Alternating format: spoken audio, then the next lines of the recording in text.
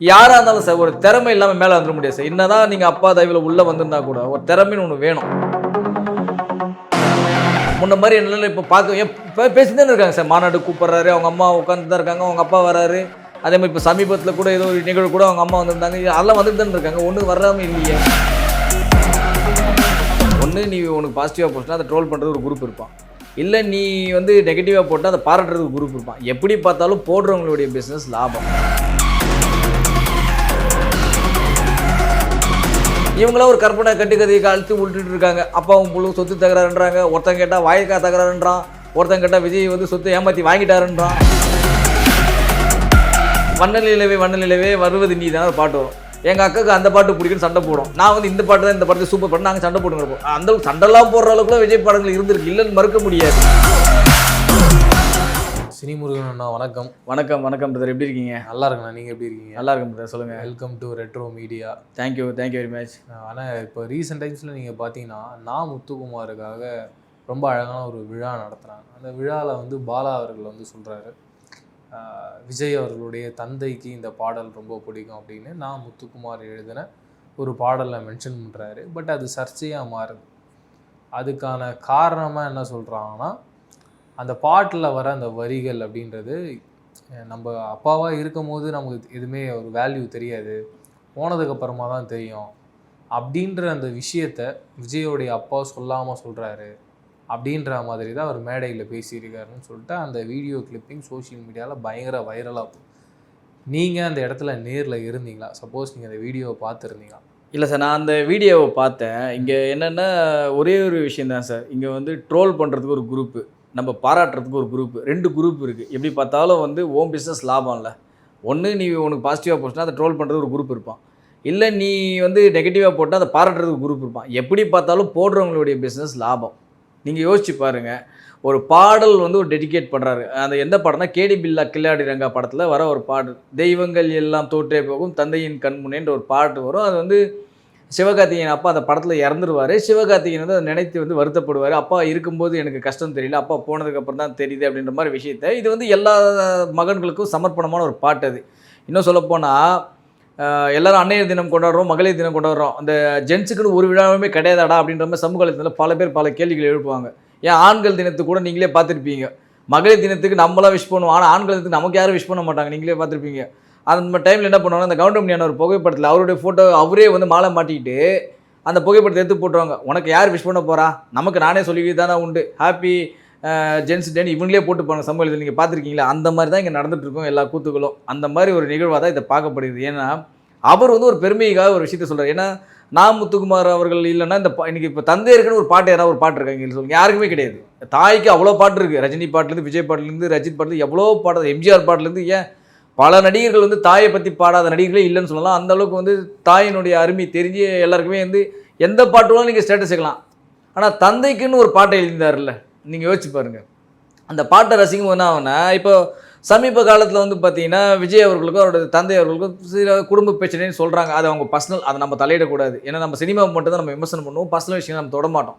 So அவங்க வந்து என்ன பண்ணுறாங்க, இது வந்து விஜய் வந்து இதை வந்து யோசிக்கணும், விஜய் அவர்கள் தந்தை இல்லைன்னா விஜயே இல்லையே அப்படின்ற மாதிரி பல பேர் விமர்சனம் பண்ணுறாங்க. இது எல்லாமே என்னென்னு பார்த்தீங்கன்னா இது ஆப்போசிட் கேங்கு தான். விஜய் பிடிக்காத நபர்கள், இப்போ எனக்கு கூட பெருசாக வந்து விஜய் மேலே அந்த அளவுக்கு அப்படி, ஏன்னா சினிமாவில் ரசிப்பேன் விஜய் வந்து, அவரோட படங்கள் நான் ரசிப்பேன், போவும் வருவேன். ஆனால் பொய்யான விஷயங்கள் வந்து நான் நம்ப மாட்டேன். என்னதான் இருந்தாலும் வந்து யாராக இருந்தாலும் சார் ஒரு திறமை இல்லாமல் மேலே வந்துட முடியாது சார். என்னதான் நீங்கள் அப்பா தயவில் உள்ளே வந்திருந்தா கூட ஒரு திறமைன்னு ஒன்று வேணும். இப்போ இங்கே பல உதாரணங்கள் சொல்லலாம் சார். பல நடிகர்கள் வந்து வாரிசு நடிகர்கள் வந்து யாரும் ஜொலிக்கலையே சார். அப்பேற்பட்ட பெரிய பெரிய இயக்குனர் இமயம் சிகம், அதாவது சிகரம்லாம் இருந்த இயக்குனருடைய மகன்களுடைய லிஸ்ட்டு என்ன ஆச்சு தமிழ் சினிமா உலகத்தில்? பாரதிராஜா எடுக்காத காவியம் வசரிங்க, பாக்யராஜ் எடுக்காத ஸ்க்ரீன் பிளே வசரிங்க, எல்லாம் எடுத்துருக்காருல. அவங்களுக்கு மகன்கள் என்ன ஆனாங்க? நீங்கள் யோசிச்சு பாருங்க. அவங்களாம் நீங்கள் படமே கிடையாது அவங்களுக்குலாம். ஒரு படம் வாய்ப்பு கொடுக்குறதே யோசிக்கிறாங்க. எப்பேற்பட்ட டைரக்டர்ஸ் அவங்க. என்னதான் இருந்தாலும் திறமைன்னு ஒன்று முக்கியம் இல்லை. இப்போ என்னதான் எஸ்.ஏ. சந்திரசேகர் அறிமுகப்படுத்தி இருந்தால் கூட இவரது திறமையால் பல படங்களில் வந்து மேலே வந்தவர் தானே. ஒரு நடனத்தாலையும் இல்லை வசனங்களாலேயும் அவருடைய பாடல்களாலும். இப்போ என்ன சொல்லப்போனால் விஜய் அவர்கள் மெயினாக இங்கே பெரிய ஆள் காரணமே பாடல்கள் தானே. அவருடைய படத்தில் வந்து பாடல்கள் தானே மக்கள் வந்து சென்று பாடல்களும் டான்ஸ் மூலமாக தானே ஃபேமஸ் ஆனார். இப்போ நடிப்பு திறமையை வச்சு டான்ஸ் திறமையான சொல்ல முடியாது.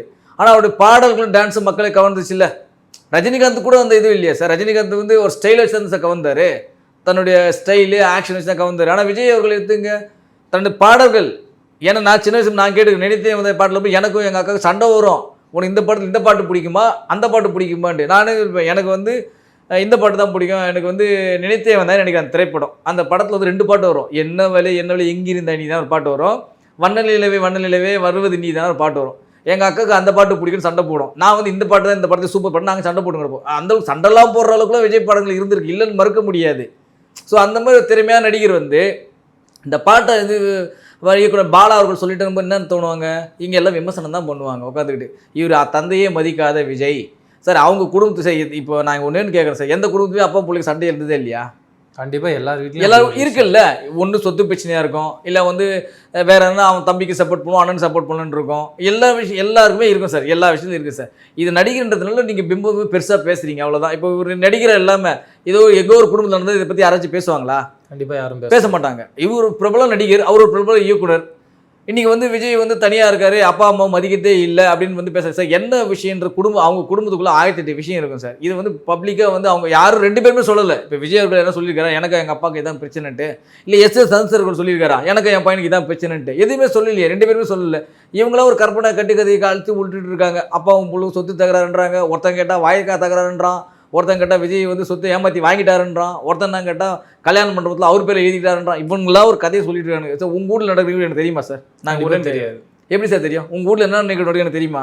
தெரியாது.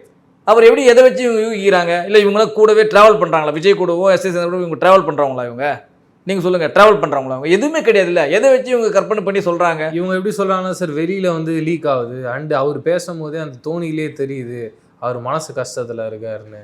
இப்படி ஒரு பாயிண்டாக பார்க்குறாங்க.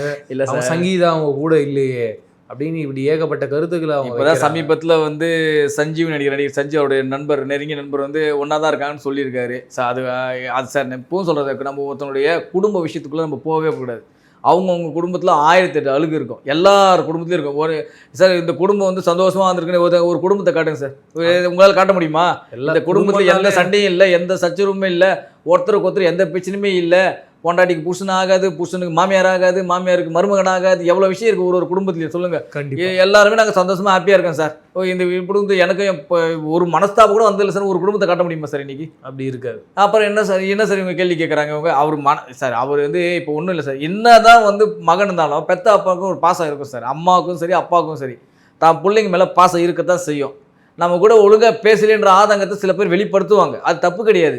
என் கூட நான் எப்படிலாம் வளர்த்த, இப்போ ஒன்றும் இல்லை சார், இப்போ பாட்டே வருமே சார், தூக்கி வளர்த்த அன்ன கிளி மாரில் ஏதாவது சில வளர்த்த கடை மாரில் பாயுதுன்னு சொல்லுவாங்கல்ல, அந்த மாதிரி ஒரு விஷயம் தானே. அவர் வந்து ரொம்ப நம்பி வாழ்ந்துருந்தாரு. நம்மளை இன்றைக்கி முன்ன மாதிரி என்னால இப்போ பார்க்க பேசி தானே இருக்காங்க சார். மாநாடு கூப்பிட்றாரு, அவங்க அம்மா உட்காந்து தான் இருக்காங்க, அவங்க அப்பா வராரு.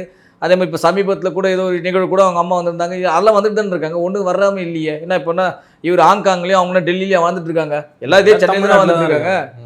இதே சென்னையில் தான் சார் வந்துட்டு இருக்காங்க. விஜய் அப்பாவும் சரி விஜயும் சரி சென்னையில் தானே வந்துட்டு இருக்காங்க.